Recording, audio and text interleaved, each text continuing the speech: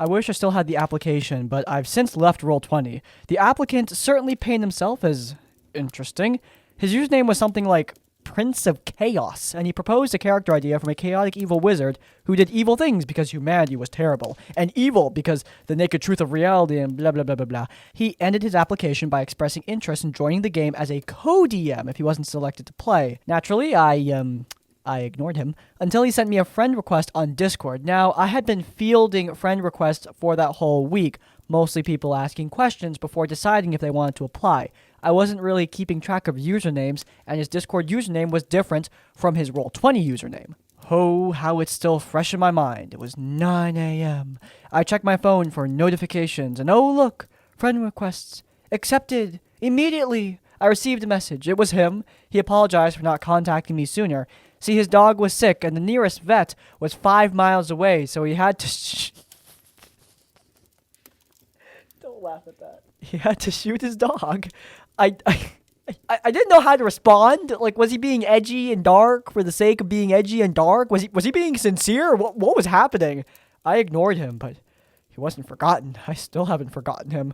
I have no idea if he was serious or clowning around, but his application definitely suggested he was like a nihilistic misanthrope who liked talking a lot about how he was a nihilist and a misanthropic. He was weird, but my group still talks about the guy who thought opening with, "I had to shoot my dog," was a great icebreaker. Damn, this better not be actually true. I loved my dog a lot, and I would have carried him 4 miles if I had to.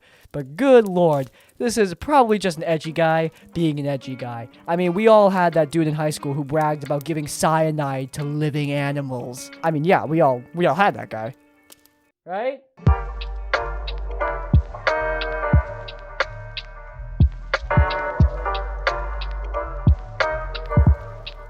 A few months ago, April 2020, I signed up for an online 5th edition campaign through my college's tabletop club. The concept seemed cool to me, and I had an interesting character idea. The DM was new, not just to DMing, but new to D&D 5th edition completely. I informed him that I was a DM and offered to help when it came to judging calls when it came to things related to game mechanics and slight realism, which he accepted. Me, the DM, and all party members are male and around our early 20s for clarification. Some relevant world backstory. In this world, everyone has one song connected to their soul, and it was the driving force of their life. If someone knew another person's soul song, they could pretty much make them do whatever they wanted. Everyone also knew how to play one instrument to go along with a soul song, which doubled as a unique weapon. The world was also comprised of characters and settings that were from different anime, games, and movies. This will become a problem later. My character was Akoda, a noble barbarian. Bards were banned. From the land of the east, she wielded an electric guitar that was flavored as a great axe. The rest of the party consisted of a Goliath fighter, human monk, and battery man, my own homebrew race wizard. The DM also had his own DMPC, a human druid, and this is where the big problems arose. The DM would make it so that if the players wanted to do or buy something, we either had to pay a hefty sum of money or roll with an insanely high DC. Think around DC 20 to persuade a noble for help. But this DMPC can do without making any of these rolls or paying, which makes us seem like fools when we try to and fail.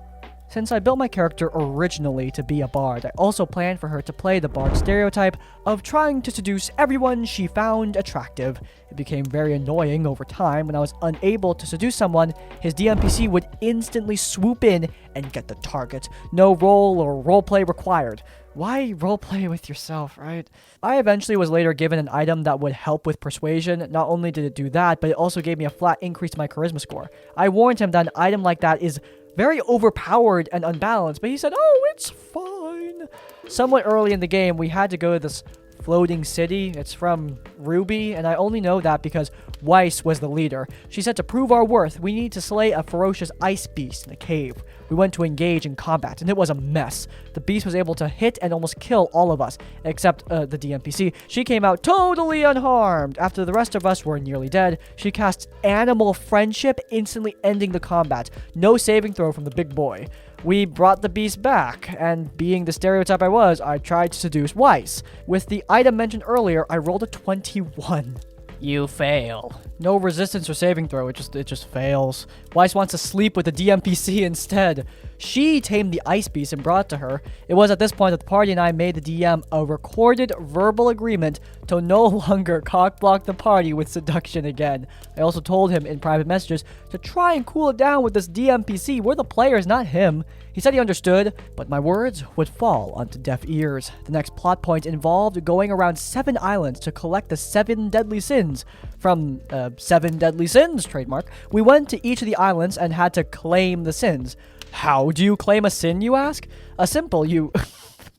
Is that like in the 7 deadly sins lore? Yep. To claim one of the sins, you need to engage in explicit conduct with them. Now, I'll say that we have a lot of lewd things in the game already, but I left them out for sanity. But this one, it just had to be said. After all the sins were claimed, they were added to the party. The DM wanted me to make character sheets for all of them. I had purchased D&D Beyond content, and the DM hadn't. This is where the anime issue comes into effect.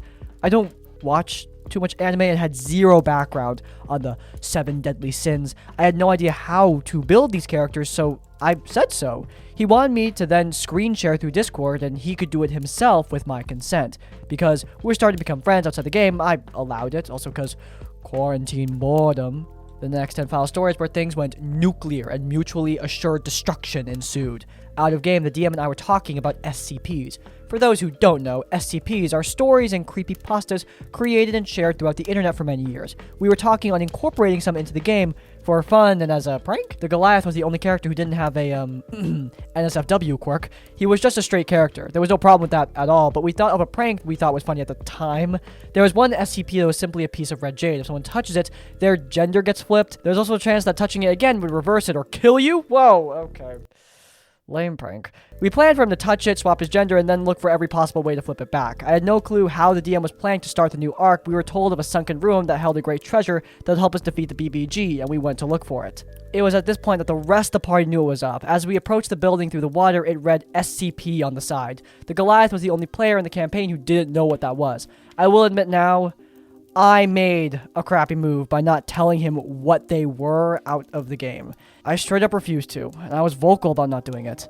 The DM and the Goliath were having a heated argument over it. I then dropped the subject and told them that we should just end the session there and begin next week. Overnight, the campaign disappeared.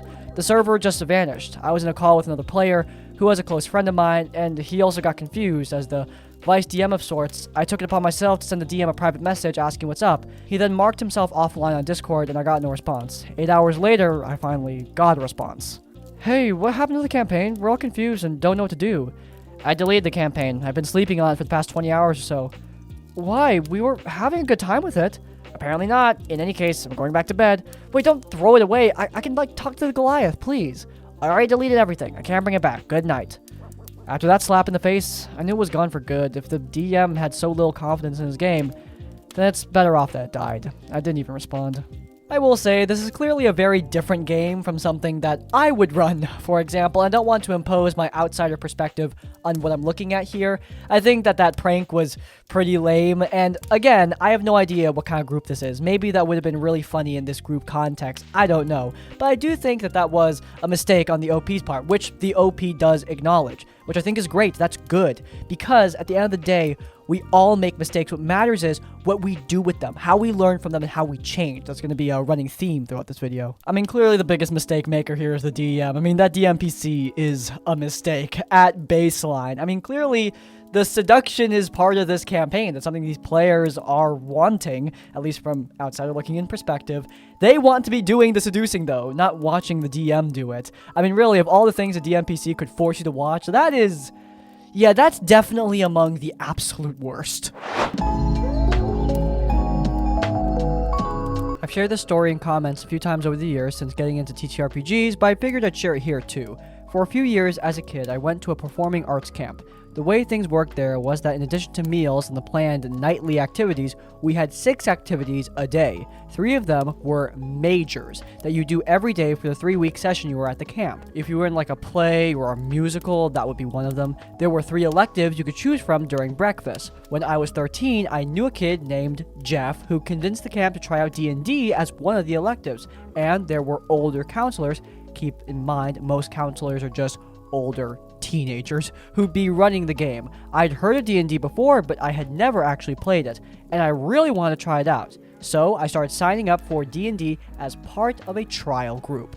This would have been 2006, and we're running 3.5, I think. It took us a couple days of prep work. An activity session was like an hour or two at camp before we start playing. First, just being taught some of the basics, and then getting into character creation. The counselor that walked me through making my character was super nice. I was making a human paladin because I wanted to be like the ultimate good guy, and he was helpful in making me understand the system and rolling my stats and everything. I got really lucky in some of my rolls, and he said, "Dude, you're a tank!" And even though I'd never heard tank in an RPG context before, I immediately understood what it meant, and I was super excited to be the tank. Unfortunately, this nice guy was not the DM. The DM was instead the surly-looking neckbeard guy of an older teen who showed no mercy. We started on a boat and we were attacked by some monster, like a sea ogre or something. We were a level 1 party. It was 17 years ago, so I can't perfectly recall, but this is how I remember it going. My paladin charged in to face the monster head on. My paladin gets hurt by the thing and put into a headlock. Some spellcaster in the party tries some kind of spell on the monster, has a bad roll of some kind, and I got hit by the spell too, or maybe even instead of the ogre. The ogre kills my paladin, rips off my head, and tosses my torn apart body into the sea. This all took 2 turns. I'd spent 2 or 3 days learning about Dungeons and Dragons, building my character, and getting excited to play, and the DM kills me in the first couple of turns of my very first session ever. I straight up start crying and walked away from the table. Jeff came up to me with the character sheet and said I should keep it so I could play the character somewhere else, even though he died in this campaign, but it wasn't like I knew anyone back home who played, so I just didn't. I didn't play D&D again for about 6 or 7 years. I don't know what happened to the rest of the party or if D&D became an activity at the camp after that. I never asked or heard about it from that point on. Sure sucked for that to happen as a kid though. This story is a great showcase of why, when you're playing with new players, you should probably take it a little bit easy. Maybe a lot a bit easy, honestly, especially when you're playing with younger new players. These people are brand new. Keep in mind, they have no expectation of what D&D is really supposed to be. They understand the mechanics, probably, but at most, that's it. So maybe this DM expected they would run away from the big sea ogre, but the players don't know that's what they're supposed to do. The DM probably didn't telegraph properly, and honestly, do you really want the opening bit of your campaign to be the players running away? Do you want that to be your first impression? There's a reason why a lot of DMs open up with a goblin fight, for example. Something simple to give the party an idea of what victory should look like and how they should try to achieve it. This is basic game design, and I get it. Not every DM is a game designer, but at least know basic principles so you don't ruin the game for people who are just trying to start out. This happened several days ago, and I want to see what y'all think. It's a long story, so I'm sorry about that. I was one of the creators of a D&D Discord group. I worked together with the DM to create channels, find players, set schedules, etc. As I helped create the group, I was given the role of moderator. I was not only a moderator, but also a player and a DM. I will say, when I was a player in the OG DM's campaign, I had no issues. I was quiet and shy. It took me a bit out of my shell, as I was the only woman in the 13-member group and never played before. But once I got comfortable, I took the leap to DM myself. This was the beginning of a mistake with the OG DM though. Mistake number 1, OG DM had a terrible habit of backseat DMing. The player would ask a question, and as I am answering, he would talk over me. I would correct him and ask him not to do this again, but he would backseat DM until a member of the party, at the time still a group of all men, told him to stop. He would then stop backseat DMing, but that would resolve with sulking and bring a damper to the entire session. I felt disrespected as he would only listen when a man asked him to stop, but not when I did. Mistake 2. The original DM found out I was secretly dating another player. We kept this a secret until the truth was finally spilled by accident when my BF and OG DM were PMing each other. After this, the original DM began setting our characters up in sexual situations in the OG DM's campaign, which made me and another player kind of uncomfortable. I asked him to stop, as many of the situations were bad. I also did not appreciate him doing this without asking me if I was comfortable with it first. He basically chalked it all up to, "It's fantasy, no one's getting hurt, don't ruin the fun by being sensitive." Soon after he began being misogynistic towards my characters in his campaign, he accused me of favoritism in my campaign towards my boyfriend and my IRL friend I had invited to join. Mistake 3. I knocked his character out. My campaign is heavily influenced by Norse, Greek, and Roman mythology, so gods have a heavy influence on the world I made. There are also demigods. The party, who were merely level 5s, met their first demigod and got their butts handed to them. Everyone was having fun fighting a Circle of Moons druid barbarian, everyone except the OG DM. He was the first knocked out as he placed his owling rogue wizard in front and center in the action. We go through a scene with them meeting the god of nature and getting healed before being cast out by the mystic's forest. The party then reach a tavern. Like a typical party, they try to have some fun in some rowdy ways. There is a brief interaction between the party and the tavern owner who reach under the counter. This is when the OG DM's character springs into action. He tried to attack the tavern owner and fails. He tries again and fails. The third time, he also fails. Frustrated, he turns to the tavern owner's wife and attacks her, succeeding before attacking the other patrons. The rest of the party watch in horror before my boyfriend's character basically just downs his character first. The OG DM starts to message me, berating me, insulting me, and degrading my ability as a DM mid-session. I spiral into an anxiety and panic attack, immediately ending the game. OG DM continues until my boyfriend confronted him. After that, I would then begin having panic attacks when the OG DM would PM me, ping me in the general chat, and TikTok messages too. I ignored him for weeks before he had an intervention with him, me, and my boyfriend in a chat group together to talk about what happened and where to go from there. OG DM demanded that I accept his apology and continue to talk to him. You changed. You stopped talking to me. It makes me feel unwanted. I was in college experiencing family and health issues, and he was known to start sexual conversations with me in private messages even though he knew I was dating someone and told him to stop. All of which he knew about, by the way. I told him that I would not accept his apology, as it felt super ingenuine, and I don't forgive so easily. I also told him I did not feel comfortable talking to him in private anymore, and wanted a space in the game chat where we could talk with my boyfriend being present. I also told him I wanted our conversations to remain strictly about the game, to get him out of the game at this point. And lastly, I asked him to leave my campaign. Oh. Nice. Never mind. I was not ready to DM for him again. He reluctantly agreed to these stipulations. Mistake 4. I started a new D&D group chat and invited him to join. So close. I had an idea that would have a lot of game role-playing, shopping, and other mechanics, so I created a new group chat and invited players from the OG server to this one. I wasn't originally planning to invite OG DM, but I thought I would give him a chance. The first session of the game, he talked over me, backseat DM'd, got snippy when things didn't go his way, and threw a fit when his arcane focus got confiscated. Wanting to keep the peace between the two group chats, I turned the other cheek. In the group chat, he would get snippy when I didn't immediately reply to him or things didn't go his way. Still, I turned the other cheek. The third session rolls around. The party finds themselves in a mess that they thought was inescapable as they met the BBEG of the campaign. As I'm setting the scene, immersing my ass off, role-playing with our nervous players, while I'm mid-sentence, OGDM loudly asks what race, class, and level he needs to make his new character.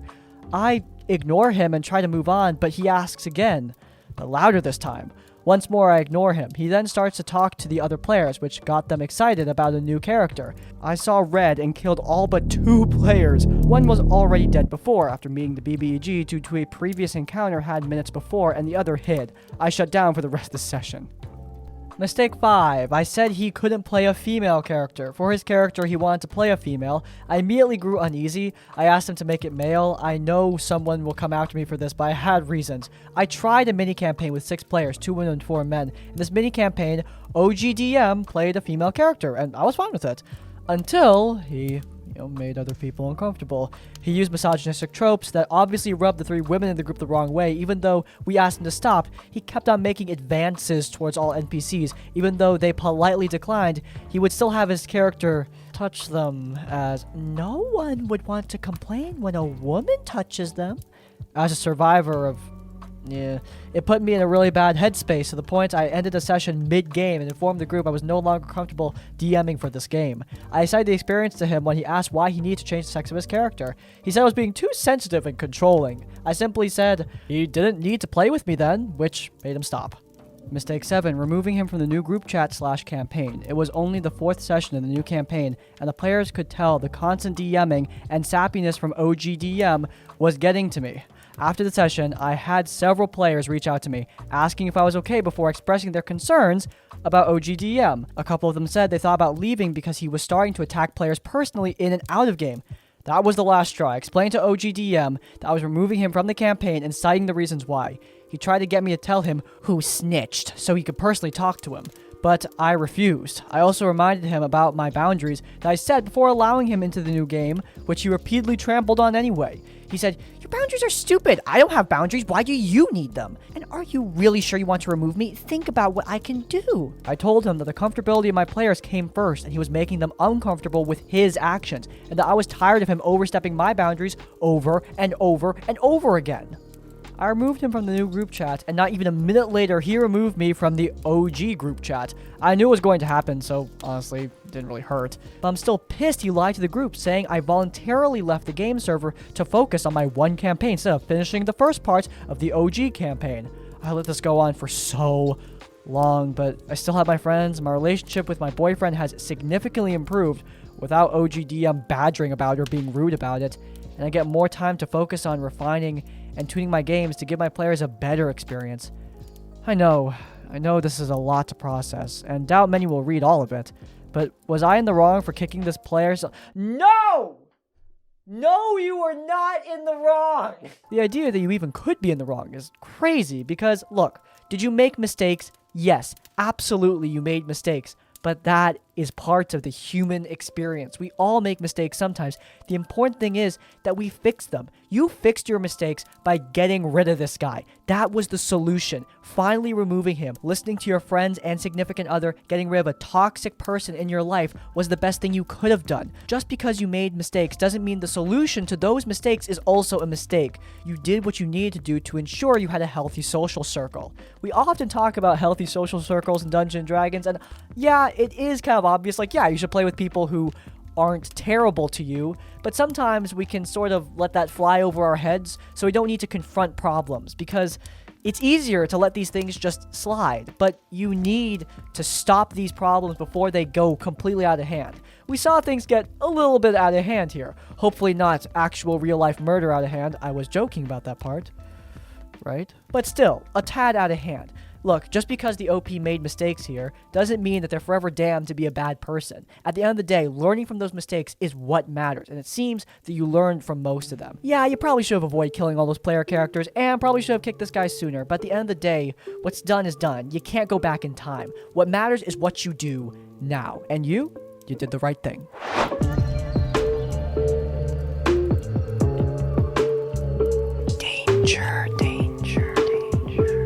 I, female 21, been DMing for a well-mixed group of people for almost 2 years now. The group as a whole isn't too important, except for the person I'll be talking about, who we'll call Greg, male, 42. This is definitely less of your typical horror story and more of a, huh? What the... Why type stories. Greg was playing a female human ranger. It's fairly typical for my players to play a gender that isn't their own. He was a very heavy role player, but not in any misogynistic way that I've seen some guys RP women before. I'm saying all this because I know for some people, things like that may be red flags, but I want to assure you, he was and still is a very good player and friendly person. I'd say his one possible red flag was how open he was. Not afraid to talk about potentially sensitive issues, but he also picks up on social cues if no one is comfortable with the topic. So, yeah, overall, great person to have at the table. Time passes fairly quickly in our games. Unless there is something pertinent, we don't typically roleplay each and every day. If there's a quest that starts in 3 days, we usually just skip most of those 3 days. This is partially how I caught on to what Greg was doing, as I noticed him swapping his character sheets midway through a session after rolling some dice without being asked. I eventually made a trip to the bathroom and had a snoop at his character sheet. Everything seemed above board, but it was only a quick glance. At the end of the session, I asked everyone to leave their character sheets behind because I needed them for some, BS excuse. Greg looked a little nervous and must have caught on and stayed behind after the game. We got straight into it pretty quick. He revealed that his second sheet was a self-imposed debuff due to his ranger being on her period. He found it easier to have a completely different sheet for that time, as the debuffs were fairly hard to keep track of on top of everything else. He said part of his reason for doing this was to experiment with a new mechanic. I don't see WotC or DM's Guild dropping the menstruating condition anytime soon. And partly to help quell his ADHD, which I'll admit, his sudden outbursts have dropped since he began doing this, and someone please let me know in the comments what the correlation is between keeping track of your period and having ADHD. I don't really, I don't see the connection.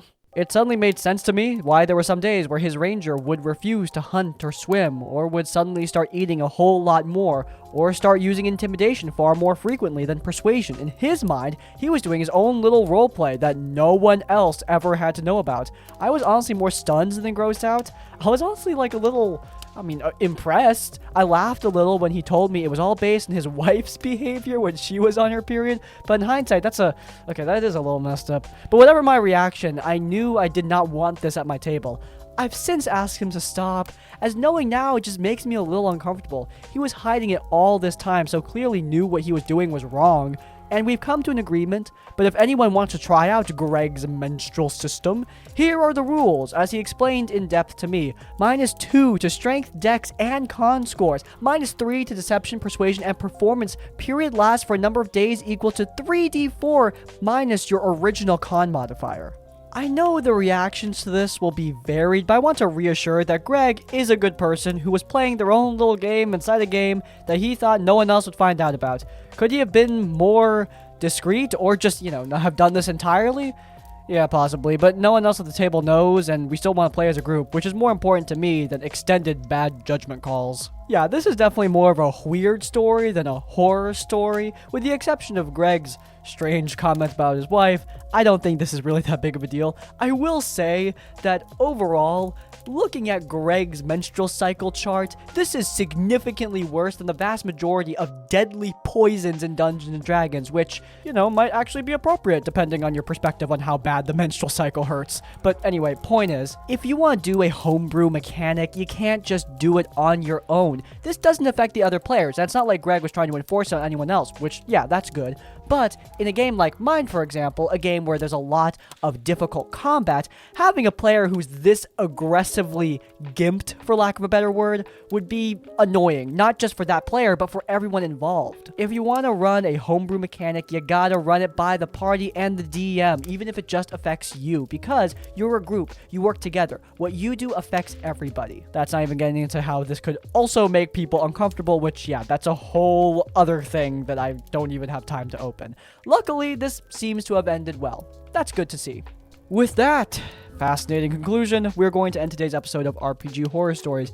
By the way, we have a new email opened. storiesforcrispy@gmail.com is where you can submit your own horror stories to get featured in this video. A couple of the stories in this video came from that email. So yeah, there you go. If you want to submit your stories, just link the Reddit thread or put in the write-up, and you may get your own horror story featured for the entertainment and learning of the greater Tavern community. But anyway, with that being said, if you guys enjoyed, then please do leave a like. If you want to see more of my content, then you can check out our Q&Play series, where I answer your questions in a rambling, unscripted format while playing some video games. And while you're there in the cards, subscribe to Crispy's Tavern to get more of our content as it comes out. And finally, if you want to leave your own stories or thoughts, go down in the comments down below. If you can't think of a comment, leave the comment learning from mistakes to let me know you made it to the end of the video. In essence, like, comment, subscribe. I'll see you all next time. Farewell.